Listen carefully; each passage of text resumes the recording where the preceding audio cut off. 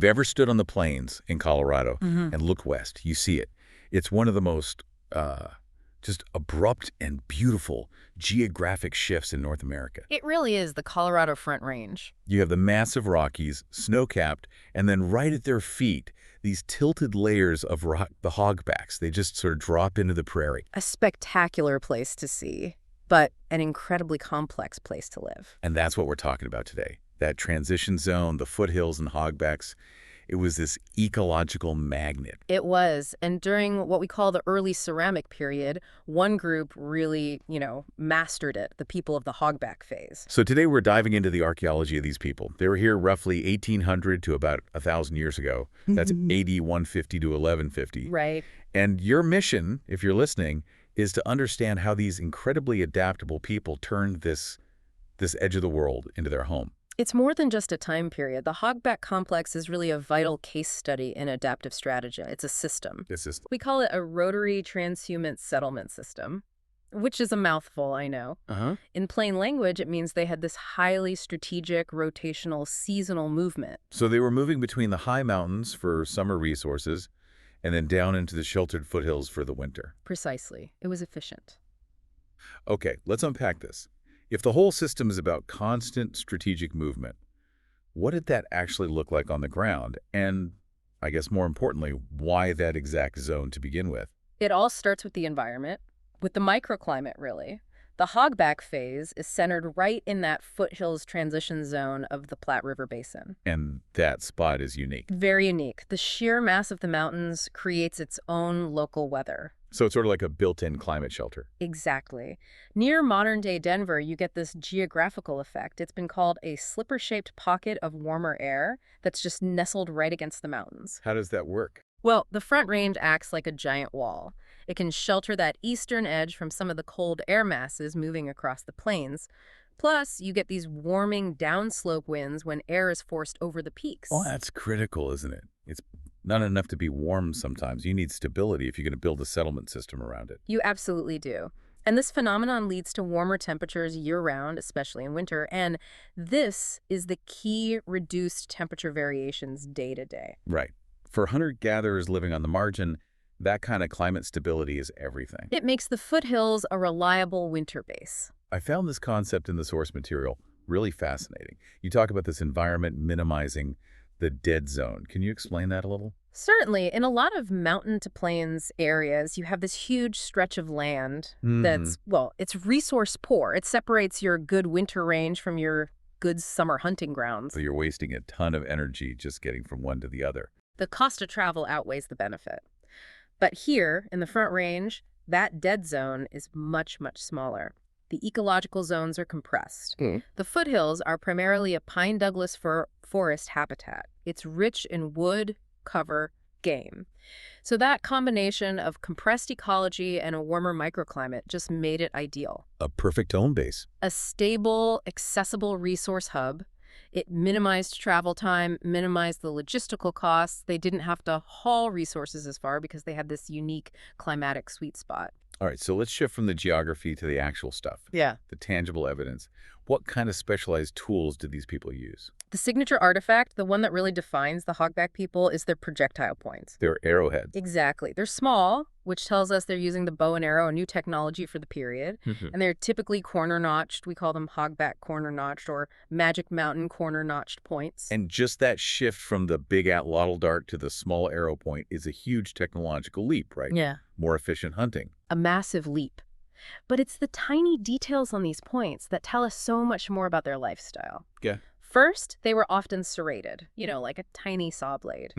And second, maybe more importantly, they often show heavy edge wear. Which means? It suggests that once the point was broken or dull from being an arrowhead, they didn't just throw it away. They repurposed it. Immediately, as a small, sharp knife or a cutting tool. So it's a multi-tool. It's a logistical choice. Maximize the life of this really valuable resource. That's it. And that brings us to the material itself, because that tells a huge story about how far they were moving. Oh, this part is amazing. A lot of these points weren't made from local stone. They were manufactured from something called kremling chert. And for those who don't have a map in front of them, kremling is where? It's hundreds of miles away, in Middle Park on the west side of the Continental Divide. Wait a minute. So they were carrying or trading for or traveling across the backbone of North America just to get this one type of stone. That is the interpretation, yes. The evidence strongly suggests that Hogback Phase groups had these extensive seasonal movements, or at least very well-established trade networks, that spanned the entire Central Rockies. That shirt must have been incredibly high quality to justify that kind of effort. It had to have superior flaking quality or durability. It highlights the immense value they placed on specialized quality raw materials. Okay, so if they're crossing the divide, and we know they're interacting with people on the plains, what does their pottery tell us? Their ceramics were mainly a cord-marked pottery, and that style is very similar to what was being used by non-mountain groups farther east. So it suggests they were connected, part of a larger world. Absolutely. In contact with or sharing traditions with groups out on the plains. Let's talk about the daily life tools, the groundstone.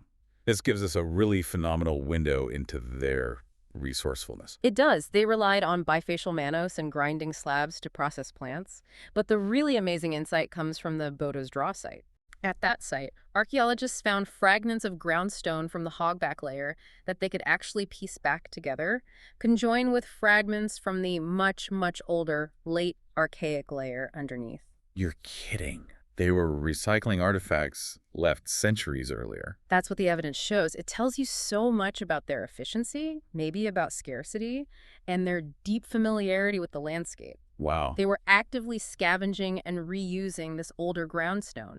But get this, they weren't just picking up old grinding stones to grind with. What were they doing? The evidence suggests they were intentionally breaking these heavier, older tools into smaller pieces to use for stone boiling.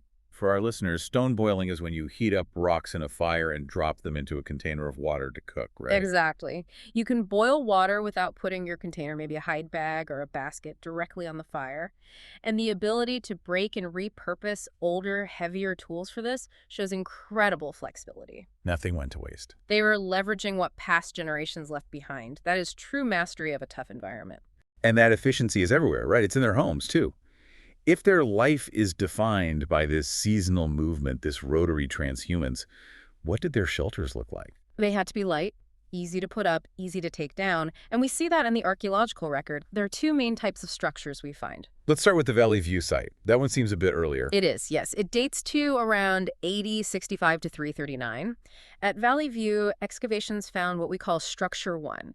It was a small, ovalish ring of sandstone rocks, only about 2 meters across. It's not very big. Not at all. The interpretation is that this was the anchor for a Wikiup. A sort of dome-shaped hut. Right. A superstructure of bent branches, maybe covered in boughs and animal skins, with those stones holding the frame down. It suggests a small, temporary, short-term shelter.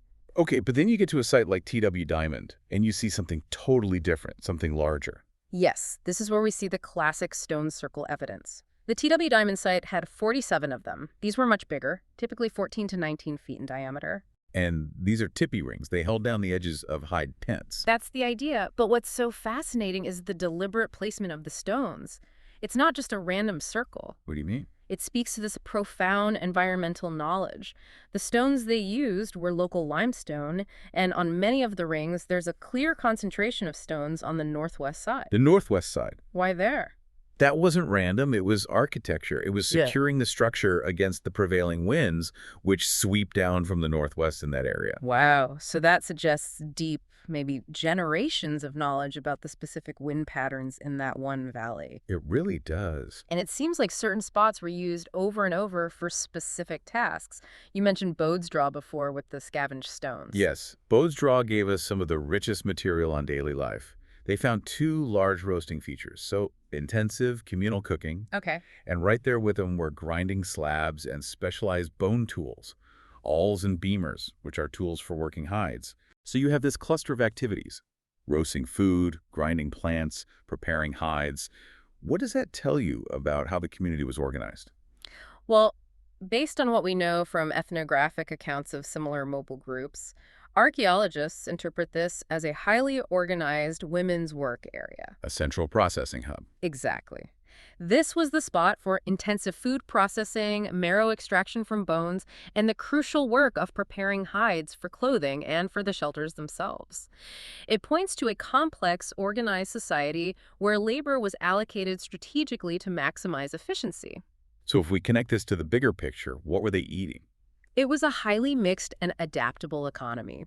Faunal remains show they were hunting large game bison, pronghorn, deer, elk, bighorn sheep, but also processing small mammals and gathering a lot of plants. And for that big game, especially up in the high country, they needed more than just a bow and arrow. They needed group strategies. And that's where their high elevation specialization really shines. They used communal hunting methods called game drives. Archaeologists have found extensive systems of low rock walls, hunting blinds, and cairns like the Murray Game Drive high on the crest of the Front Range and dated them directly to the Hogback Phase. So they were building these huge structures to channel herds into an ambush. Required massive communal effort, massive organization. So we have a really clear picture of their technology, their mobility, their hunting, but their exact cultural affiliation is still a little fuzzy, isn't it? It is. The term hogback complex is a great research tool for understanding this specific mountain adaptation, but its exact cultural or ethnic relationship to, say, groups on the plains still needs more work. And that signature tool, the hogback point,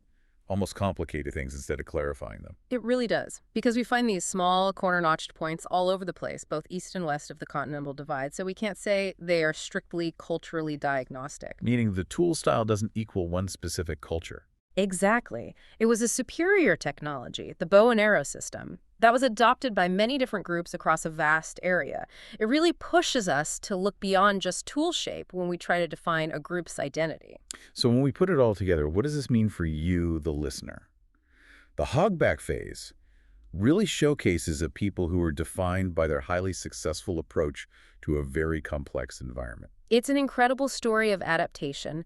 They maximize their resource use in that critical Front Range zone by combining light, mobile architecture, the Wikiups and Tipis, with this advanced technology like their serrated arrow points. They leveraged everything. From the wind patterns to stone from hundreds of miles away. Right. Which raises an important question that archaeologists are still debating, and it comes right from the sources. Okay. What is the cultural relevance of the increase in the relative frequency of serration on these points as you move from the open plains up toward the rugged foothills? So why more sawtoothed edges in the mountains? Is it about the type of prey, a need for more cutting power?